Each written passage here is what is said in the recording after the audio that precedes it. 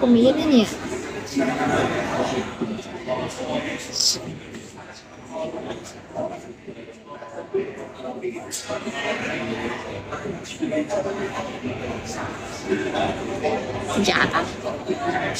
Chả có món khỉnh.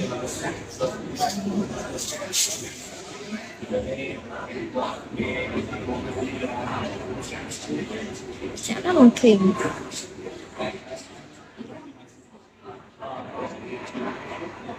Ngồi đen.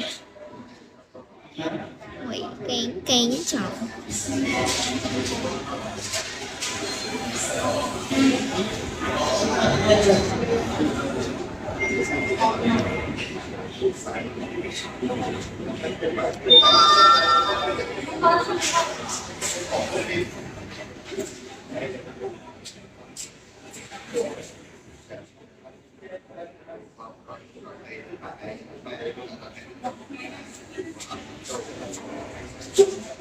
Anh là nhà ai clone ai cây mình tì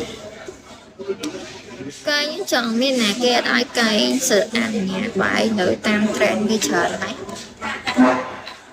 cùng thôi rồi nhóm bay nhóm tam trend cái hồ thôi số mà bay là bọn nhóm cái trend kia đến xong bay là bọn và là bọn liệt một bay ấy nó có nam trend kia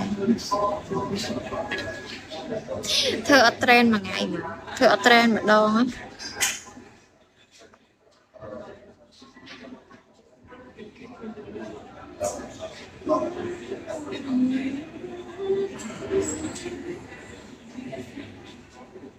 một cái tròn nó sẽ trăng nè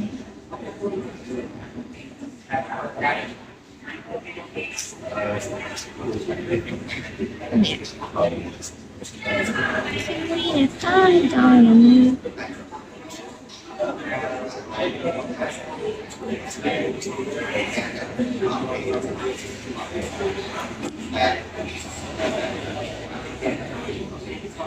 Asco tren ấy phò ấy chọn là bóng vậy vậy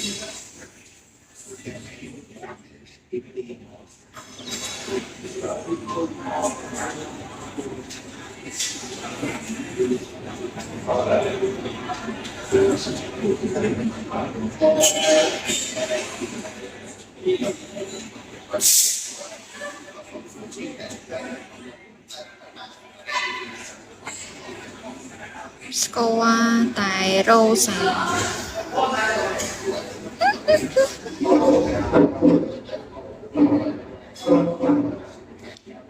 nhóm score tại bọn King này